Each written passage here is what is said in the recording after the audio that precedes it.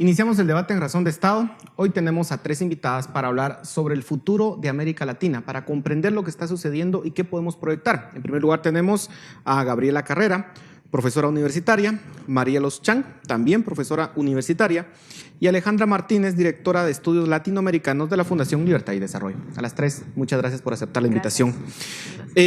Gabriela, ¿cómo entender lo que está pasando en América Latina? Porque vemos que en el 2019 tenemos protestas, agitaciones en diversos países de América Latina y en muchos de los casos pareciera por razones bastante diversas. Hablamos de Honduras, Nicaragua, Bolivia, Ecuador, Chile, Venezuela. ¿Qué está pasando en América Latina?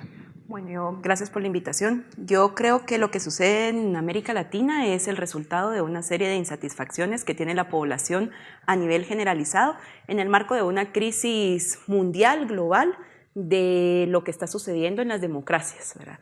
En relación a América Latina, creo que eso se suma no solo al valor de la representación y la legitimidad que tienen los políticos en los gobiernos, sino también a los aumentos de los índices humanos más sencillos, pues como la pobreza, como el hambre, y que a esto... Pero a ver, veamos que América Latina en estas últimas 2 décadas no le ha ido mal en términos generales económicamente. Digamos, uno puede ver ciertas particularidades, pero no ha sido una mala década en términos económicos. Entonces, ¿por qué la gente puede estar insatisfecha? Yo creo que estamos de acuerdo, pero habría que revisar los datos, ¿verdad? Porque la pobreza también va acompañada de la desigualdad y falta o basta ver más bien las declaraciones de los políticos, por ejemplo, en Chile, para reconocer que es también un problema de desigualdad y de inequidad, ¿verdad? O sea, la última vez que revisé algunas noticias sobre esto, miraba que el 18% de la riqueza en Chile estaba en manos de 140 personas, digamos. Eso es, para un país de la magnitud de Chile, es un problema, y es un problema que básicamente redunda en conflictividad social. Pero claro, uno puede ver el caso de Chile, que ha mejorado muchísimo sus índices de desarrollo humano, en calidad democrática. Es un país ejemplo en la región, muy distinto a lo que uno puede ver, por ejemplo, en Venezuela, que es un país en decadencia. ¿Por qué Yo en los creo dos que pareciera? precisamente ahí es cuando uno ve los datos y ve la realidad en las noticias, ¿verdad? El dato es un dato duro y es un dato que no siempre muestra lo que están viviendo las sociedades en los países latinoamericanos, ¿verdad? Yo creo que frente a los datos que estamos entendiendo para comprender Latinoamérica, hay también que poner un poco el oído y la escucha atenta a lo que están viviendo las sociedades en este país, porque definitivamente el contraste entre el dato y las protestas que hemos visto en los medios de comunicación, hay una brecha que hay que explicar. Marielos. Yo sí comparto la primera parte que explica Gabriela sobre el tema de la democracia y el desgaste de creer en la democracia, y creo que ese es el patrón que tienen todos los conflictos, ¿verdad? En Ecuador, en Venezuela, en Chile, en Bolivia, en Argentina inclusive, de que sí hay un desgaste de la democracia, de que no existen mecanismos de disputabilidad para que la gente manifieste lo que está sucediendo, y por eso recurre a la manifestación en las calles, ¿verdad? Pero sí difiere un poco con el tema de los datos de Chile, porque sí es cierto que existe desigualdad, pero también ya los datos demuestran de que en los últimos años se ha empezado a reducir esa brecha desigual, ¿verdad? Entonces eso era lo que explicaban también unos medios de comunicación como la BBC, que te decía: sí, existe inequidad, existe desigualdad, pero también existe una tendencia que ha habido de reducirla. Entonces, no completamente explica por qué las protestas en Chile. Yo sí creo que son protestas con respecto a problemas sociales, como bien lo decís tú, o sea, el tema de las pensiones, el tema del transporte público, el tema de salud, pero que precisamente regreso a lo primero, ¿verdad? No existe una forma para resolver, no hay una mesa, quizás sí de diálogo, pero en este diálogo no siempre se transmite o se traduce en acción política, ¿verdad? Entonces como que estamos siempre abriendo espacios, platicando, pero no hay una negociación, no hay un acuerdo, y este acuerdo no se convierte en una acción política para tratar de resolver esos problemas sociales. Alejandra, ¿podría pensarse que además de este descontento ciudadano, también estos movimientos estén siendo aprovechados por extremistas, por una izquierda poco democrática, y que esté de alguna forma interviniendo en este tipo de conflictos en Ecuador o en Chile? ¿Es factible? Definitivamente.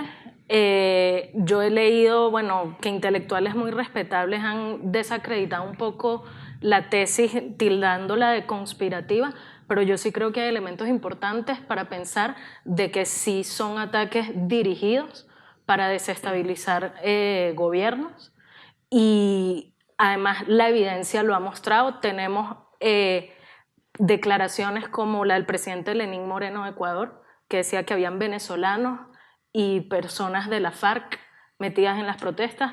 El secretario de la OEA, Luis Almagro, lo ha dicho en un comunicado, lo ha dicho Sebastián Piñera, e incluso, o sea, una fuente como el presidente de los Estados Unidos, Donald Trump, en una llamada telefónica que le hizo a Piñera, también habla de esta teoría. Entonces, no podemos desestimar esa hipótesis, además de que el nivel de sofisticación y de violencia que se está viendo en las calles de Santiago, el nivel de los explosivos que utilizan, el nivel de táctica y organización, por ejemplo, para quemar las estaciones del subterráneo, llevan a pensar que puede ser un ataque dirigido, que además no es nuevo. Gabriela, perdón. Perdón, yo sí matizaría un poco tal vez esa hipótesis, me diría como lo que dice Moisés Naim, de que sí existe esa conspiración o esa evidencia de que ha habido participación de venezolanos o de las FARC en las manifestaciones y movilizaciones para hacerlas un poco más violentas, un poco más bélicas, pero al final no es necesariamente que la razón por la cual estallaron, ¿verdad? Entonces habría que separar eso de que tal vez sí han acrecentado esas movilizaciones, pero no son la razón principal por las cuales estallan. Ahora, lo que pasa es de que también, viéndolo a futuro, ¿a dónde nos llevan estas crisis? Vamos a ver un proceso de radicalización en América Latina, en donde vamos a ver países como Chile, por ejemplo, que se muevan hacia, digamos, una ruta más cercana a Venezuela, en donde están llamando incluso en Chile a una Asamblea Nacional Constituyente, y las partes, digamos, más radicales no están contentas con las propuestas que hace el gobierno de ciertas reformas. ¿Vamos realmente hacia una radicalización de los movimientos en América Latina, Gabriela, o no? Sí, yo antes tal vez también responder a lo que bien decía Alejandra, ¿verdad? Yo sí creo que ahí hay que preguntarse quién está enunciando esta teoría conspiratoria, ¿verdad? Y si realmente tienen la legitimidad para hablar de esta teoría cuando vemos también declaraciones tan fuertes como esto es una guerra frente a su propia sociedad, ¿verdad? O bien personas como Trump, que aún han sido pues bastante cuestionados en la medida en cómo han llegado a la presidencia o cómo ha sido el manejo de su política exterior. Yo creo que sí, en un mundo de mucha información también hay mucha desinformación, ¿verdad? Y también creo que hay que saber de dónde son las fuentes que estamos teniendo para comprender las realidades latinoamericanas. Gabriela, ahora, sobre lo del futuro y la radicalización, yo creo que lo que está en crisis también son los paradigmas ideológicos, y en esto no solo es la derecha, sino también la izquierda, ¿verdad? Y las nuevas formas de hacer política, las nuevas formas de encontrar estados, creo que son a las que nos debiéramos de abrir, no desde la violencia, sino desde el diálogo, ¿verdad? Pero definitivamente yo creo que no tenemos que tener miedo a pensar otras formas del manejo de lo público, otras formas de hacer estado. Y otro comentario que creo que es importante ver es que no podemos encajonar a Latinoamérica y todos los países que están en este momento en la región con protestas en una misma bolsa, ¿verdad? Lo que está sucediendo en Ecuador no es lo mismo que está sucediendo en Bolivia, no es lo mismo que está sucediendo en Chile y no es lo mismo que está sucediendo en Haití, ¿verdad? Entonces cada una de estas requiere una complejidad para analizarla desde una perspectiva bastante seria y rigurosa. Sí, dos comentarios tal vez muy puntuales. El primero, que incluso ha habido declaraciones por parte del mismo Nicolás Maduro y del segundo del chavismo, Diosdado Cabello, diciendo que estaban siguiendo el plan a la perfección, el plan trazado por el Foro de Sao Paulo, que se reunió en julio de este año, y después Diosdado dice que esto era apenas una brisita y que iba a venir el huracán bolivariano. O sea, digamos, ellos mismos, es prácticamente una confesión de parte.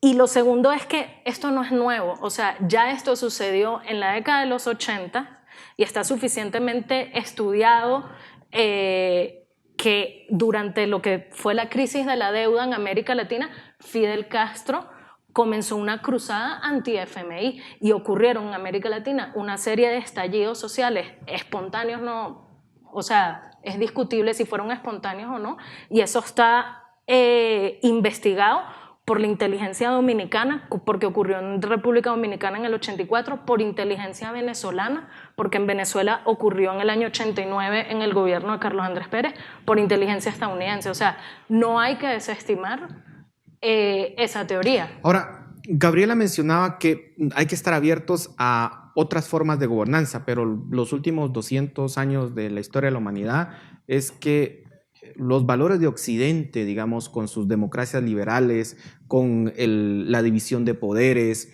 con esa economía social de mercado, digamos, que se ha expandido y que ha traído tanto desarrollo, pareciera ser la fórmula.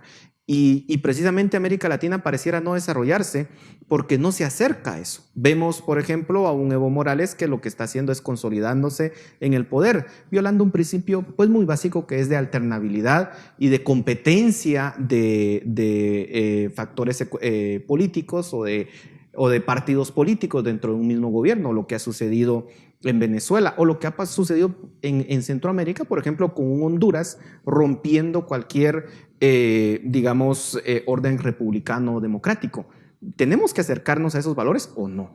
¿O esto es simplemente abierto? Yo creo que la izquierda latinoamericana debe no democratizarse porque ya ha pasado por procesos electorales y ha resultado victoriosa, lo vimos a principios de este milenio, pero sí debe, tal vez el término bien entre comillas y con pinzas, debe civilizarse.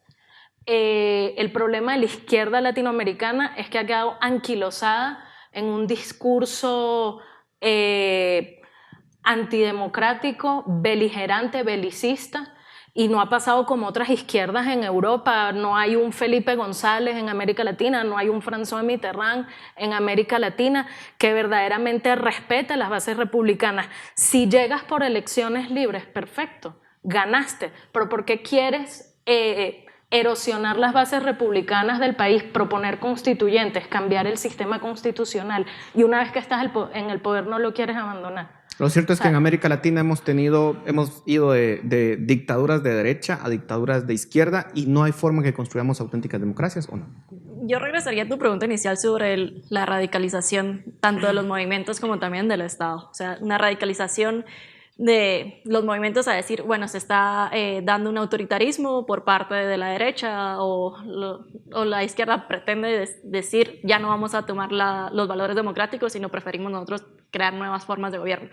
Yo sí trataría de alejarme un poco de la narrativa y la dicotomía entre decir es un rechazo a las políticas neoliberales o es que la izquierda no está bien representada, sino ir un poco más de fondo y decir es precisamente porque la democracia en América Latina no está suficientemente institucionalizada, los valores republicanos no están suficientemente cimentados para que estas discusiones ideológicas y estas discusiones de demandas sociales se den dentro de la institucionalidad y por eso se recurren a las manifestaciones sociales en las calles. Entonces, yo creo que sí la discusión tendría que ir un poco en lo que dice Gabriela. No buscar nuevas formas de democracia en sí, sino cómo hacemos verdaderamente la democracia en América Latina.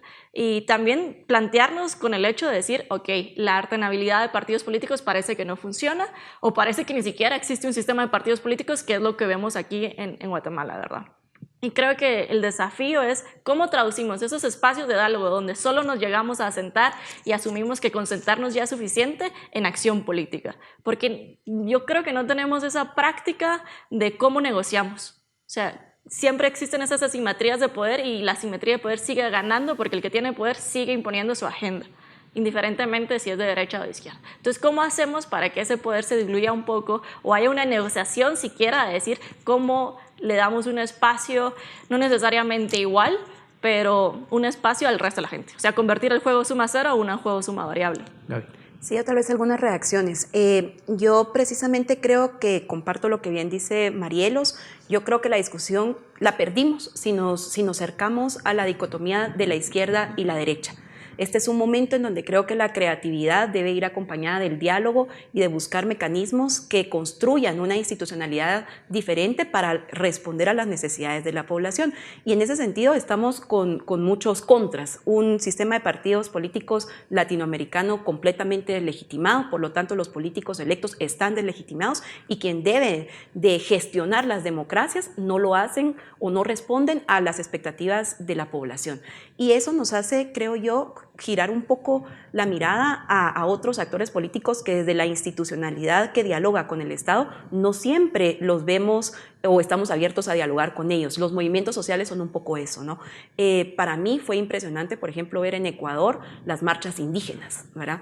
¿Qué sucede en los pueblos indígenas? ¿Qué sucede en las comunidades indígenas? ¿Qué formas de organización política existen? ¿Y qué otros valores se suman a esa serie de valores que hemos venido abrazando desde, digamos, desde la herencia europea, ¿verdad? La comunidad, la colectividad, el cuidado del medio ambiente son valores que no siempre en Latinoamérica los heredamos de un modelo liberal, sino que vienen y que nacen un poco más de las comunidades que han vivido siempre en estos territorios. Frente a la República, por ejemplo, hay pueblos indígenas o intelectuales indígenas que están hablando de la res común. ¿Qué significa eso institucionalmente? ¿Cómo construimos Estado desde otros valores que pueden sumarse a valores positivos como los que estamos construyendo? Y eso, por lo tanto, implica también redefinir las democracias en las que estamos. Lo que es cierto es que, digamos, Asia, con lo distinto culturalmente que pueda ser de Occidente en su momento, abrazó en cierta medida esos valores occidentales de democracias liberales, de economía social de mercado y lograron superar la pobreza en términos de 50, 60 años y son hoy un referente. Creo que eso es parte de lo que tenemos que discutir, pero se nos terminó el tiempo. Muchísimas gracias por sus aportes. A ustedes muchísimas gracias por su atención. Nos vemos la próxima semana.